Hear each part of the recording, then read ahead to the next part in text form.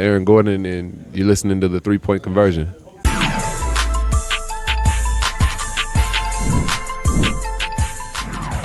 It's just we just got to find a way to adjust. This is a different caliber team than the other two teams we faced. A little bit more guard play, and so um, we got to figure out how to counter, which we will. We'll figure out another game plan.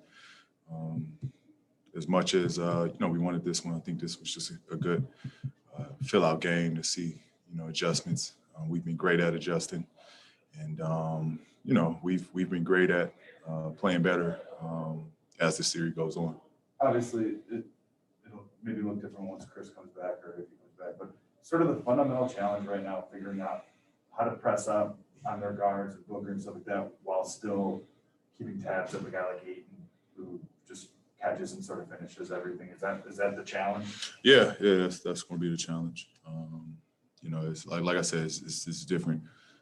Ayton is a little bit more agile, a little bit more presence down low, better finisher than the bigs we faced, and so it's going to be a challenge.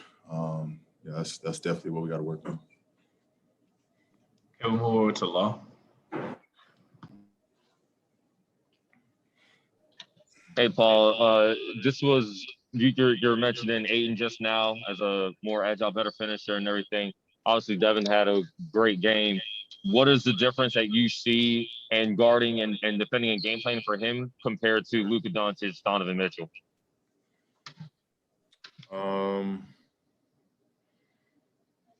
One hangs around the 3-point line and does his damage out there, and the other does his damage in the mid-range.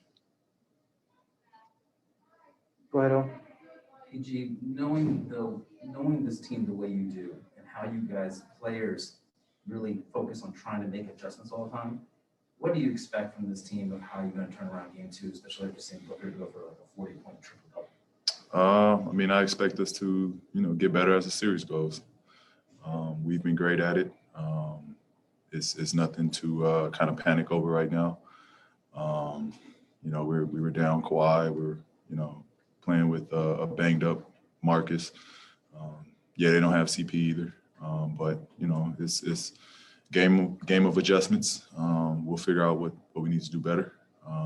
But good thing about it, we expect a long series, and all they did was win one game. And losing Marcus, even if it's for stretches, it's a big deal for your defensive rotation, right? Absolutely. He's a big time contributor for us on both ends. So, not having him fully 100, that's a big player for us.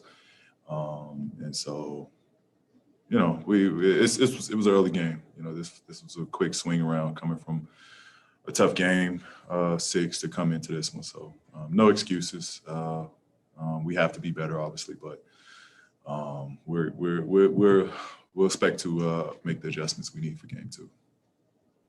We'll move over to Miriam.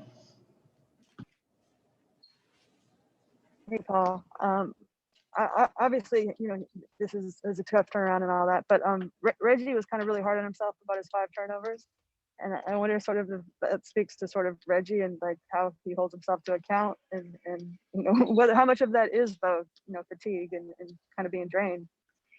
A lot of it. Reggie has been huge for us. He can't really get down on himself. He's carried us and he's pulled us out of holes, and he's made plays on top of plays that, has been a big reason of why we're in the position we are. So not every game is going to be perfect. Our job is to pick him up, with him feeling down. Our job is to pick him up. We need Reg. I thought he still played great tonight.